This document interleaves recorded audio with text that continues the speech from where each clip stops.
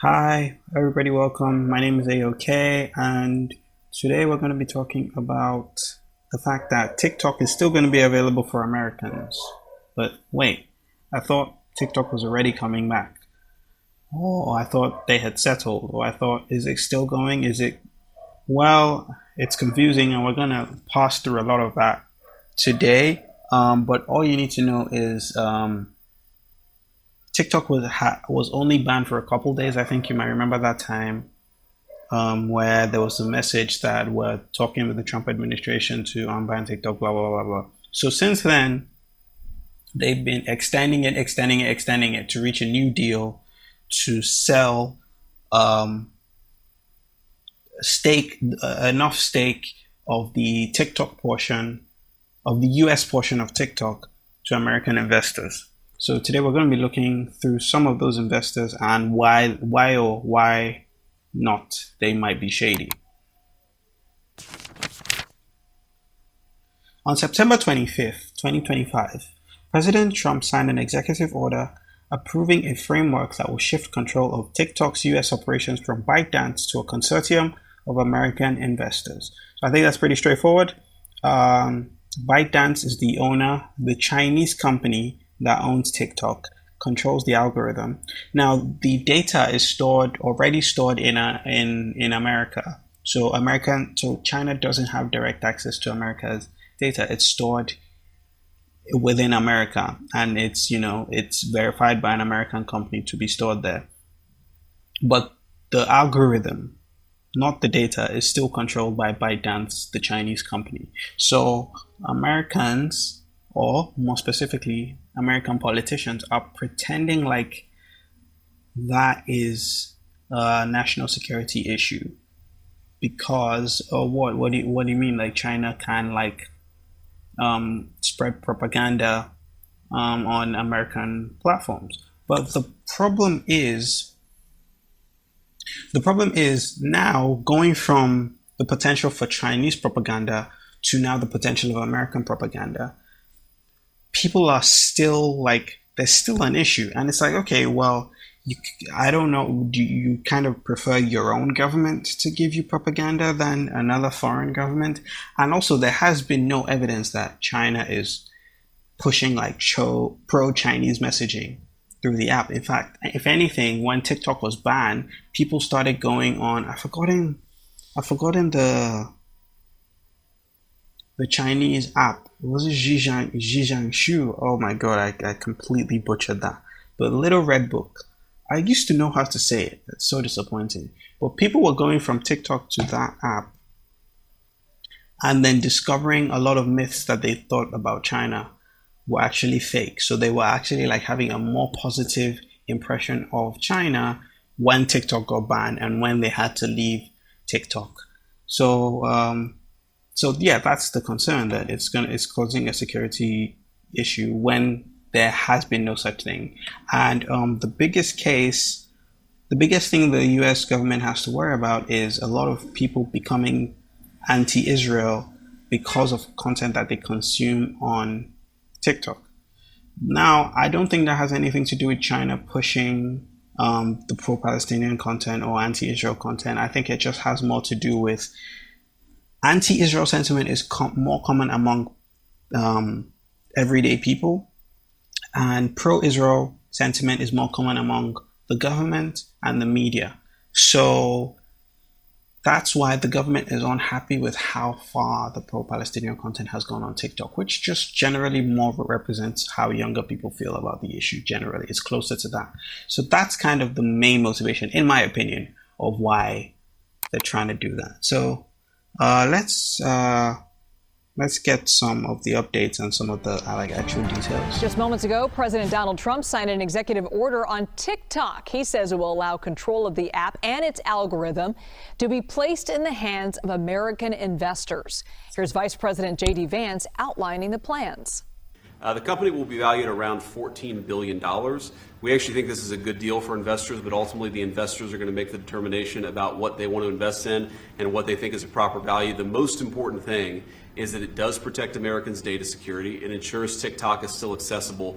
And on this question of the algorithm, which we've heard this a lot, What this deal ensures is that the American entity and the American investors will actually control the algorithm. We don't want this used as a propaganda tool by any foreign government. We want to make sure that our people and our investors actually make these decisions based on what's good for their business, as opposed to what's good for another government's propaganda arm. So, now Trump also shared.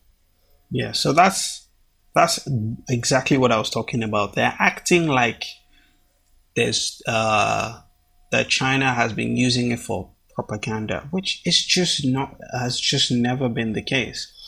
And it's like, instead of monitoring it to make sure that that never happens, you know, you monitor the algorithm, monitor the content to make sure it never happens, because it hasn't happened so far.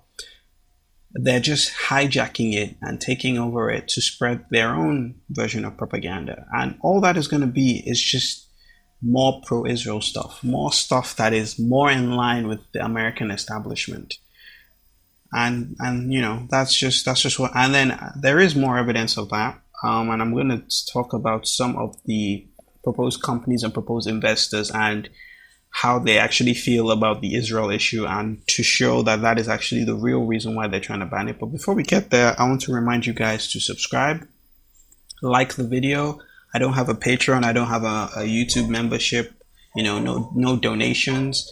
All your contributions are just free. Just click the subscribe button, click the like button, and you've done your part. It takes like 2 seconds, but for me, it makes all the difference. And I only need a couple thousand subscribers to go full time. I mean, I'm just starting out. I'm the smallest of small creators, as I always say, but not long. But you know, like, it only takes a second, and pretty soon I'll be able to be monetized. Pretty soon I'll be able to do this full time. I only need a couple thousand subscribers. I think I'm at 100 at the time of making this video. So you can do your part. It's free for you. Makes all the difference for me. Let's go ahead. So under the deal, Oracle and Silver Lake will license TikTok's recommendation algorithm, retrain it with US data, and oversee moderation. ByteDance will retain a minority stake with no say in security oversight. So I just want to say that data is already stored in Oracle right now. US data is already stored in Oracle. So this deal isn't about American information of Americans. It's solely about the algorithm, solely controlling the content that Americans see. So I just want to, this is a CNBC clip talking about like the business side and the nature of some of the investors. So let's go ahead. Yesterday. So we do have a sense of who some of the big kahunas in this are, including, of course, Oracle, which is going to be the trusted security partner. But we don't know all the investors here, and that's a big mystery. And the second big mystery I think that people are going to focus on this morning is J.D. Vance giving us this $14 billion valuation for TikTok US. How did they come up with that number?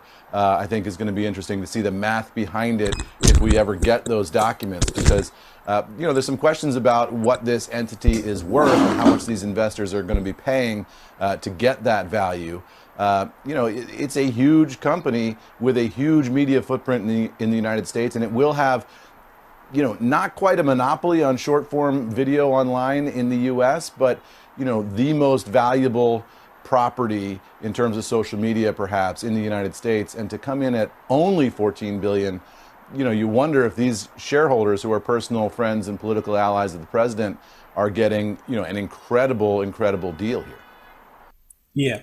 So that's another element of it, is the corruption behind it. And if you're a fan of Trump, you probably are not exposed enough to just how corrupt the Trump administration is. I forget the number. I should actually learn the number, but there was a certain figure that has been floated around that he has made billions of dollars, like liquid assets, not stocks and stuff, like liquid assets, just in the few months of his presidency. So from deals from foreign governments, all of that, like actual physical cash that he has gotten richer just in a few months of his presidency. So the notion that, you know, he's doing this out of the kindness of his heart and not to enrich himself is provably false.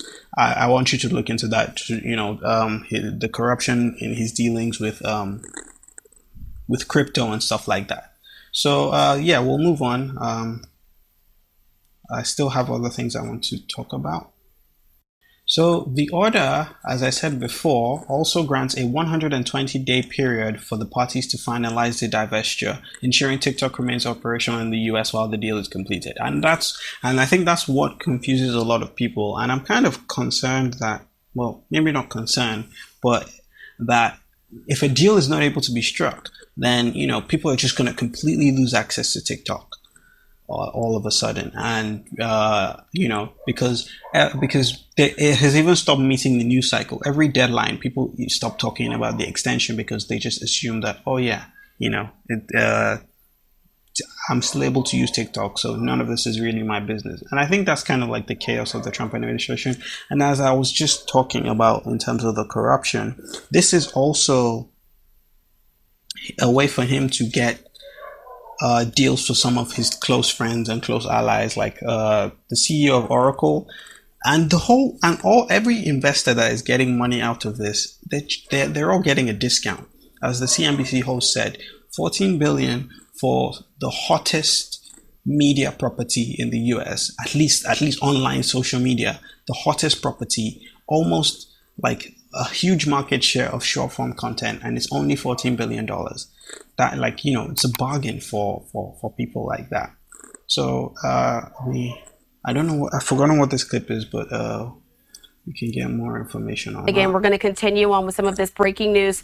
Just now coming into our newsroom, this is probably going to get a sigh of relief from many Gen Zers and Gen Alphers out there. As you can see, according to the New York, I don't think it's a sigh of relief, because they don't even know that any deadline was coming up. This December 16th deadline, they don't know. Like, people are just using the app and going on with their life. I think the first couple of times, when the first time it was in Congress, and then the first time Trump extended it, because you got that message on the app, that's the only time people know. No one is following any of the more recent deadlines. So there's no sigh of relief because nobody cares. This tweet is up that President Trump has now delayed the TikTok ban for the fourth time to allow the US-China deal. And so President Trump formally extended the deadline to keep the social media app TikTok available here in the United States until December 16th. This gives time to complete the framework of the deal that was announced Monday after talks between American and Chinese government officials. This executive order was signed today by President Trump. It's the fourth time that he has now bypassed the federal law to prolong the deadline for the China-associated TikTok app and to sell its assets to an American company or face a ban. If you remember, that original deadline was for January 19th of this year. January 19th, there have been like 2 trillion deadlines. So just one day before President Trump took the oath of office for his second term. And so today, President Trump was asked about the framework for the deal that he announced just yesterday, and repeated that he would discuss TikTok with the Chinese president, Xi Jinping, on Friday. He says that there are... Yeah, I think most of these are things that I've touched on already. I just wanted to talk about more so of the deadline. But so they're also, this is the main story, right? Like, this is the real reason. So critics warn that transferring algorithm control to US entities exposes TikTok to political bias or manipulation. Observers are also watching closely whether pro-Israel or pro-US operators may gain an undue influence. And I think, and to me, that's the most glaring thing, is like, so far, ByteDance has only shown that they're operating from a lens of profit. Like, the idea of, national security or spreading Chinese propaganda, there's just been no indication of that. There's nothing to suggest that. There's a lot of anti-China content on the app, which China is like one of the most censorious governments in the world. Maybe China and Russia, North Korea. Like, they don't tolerate that kind of dissent in China, but it's rampant on TikTok. So clearly there is no, it's strictly financial.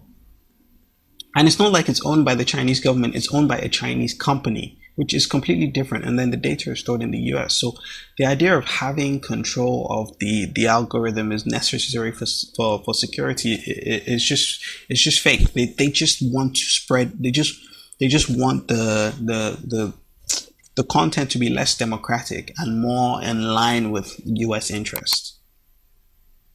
And when I say democratic, I mean like more reflective of like the common view, not like authoritarian or anything like that.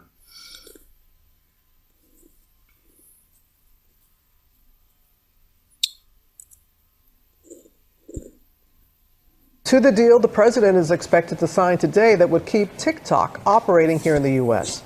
Chief White House correspondent Mary Bruce is back with that story and what it means for TikTok's algorithm. Good morning again, Mary. Good morning again, Robin. Well, President Trump today is expected to sign a deal that will keep TikTok operating here in the U.S., facilitating the sale of the wildly Oh man. U.S.